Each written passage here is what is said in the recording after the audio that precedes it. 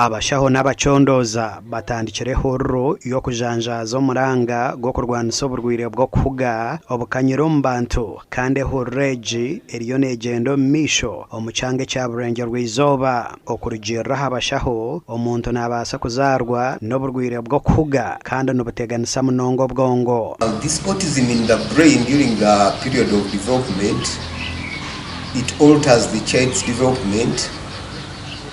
And mainly, we shall see a child who has abnormalities, all unusual behavior. Kuna omwana wokubanza ubaturekire kuna rebere twamukoraho yaashaba watereramu nagira omuhimba bwo kugira ngo nabo mbabasa gukora ki nibabasa kuzoma bana bandi begeremu abo kubanka hurra experiences z'abandi bazire bakugamba na jantinga awareness egi ene kwikombantu. Dr. Peter Karubi omushaho ahari Mbarara Regional Referral nagira ngo oburwaire obu tuburokukira bito no bubasa kuchendeza bw'amani na munonga abana babareta kare omwirwariro bakiri bato. That yes, we said yes, you are born with it and you are likely to die with it. Why are we discussing this? Okay? Yes, we are discussing this because as we said, you remember when we were talking about brain development, we said that the brain is quite a good thing. You can adjust it if you do early intervention. And that is what we are bringing around today. Autism tekutsira nkoku doctor yagamba konka symptoms zichendera ezimezitse ekyokureberaho eziri kuba bili aggressive.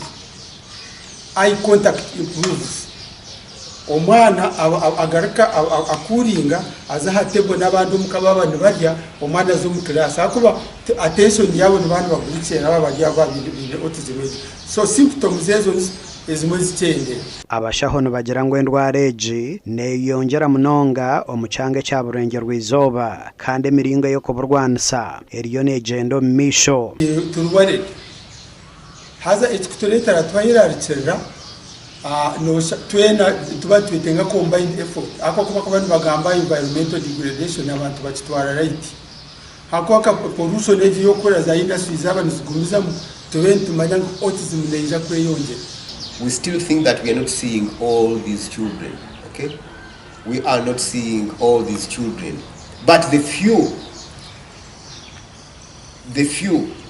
patients who have been recognized in the community and have turned up, I think at the moment we've registered about 170 registered patients.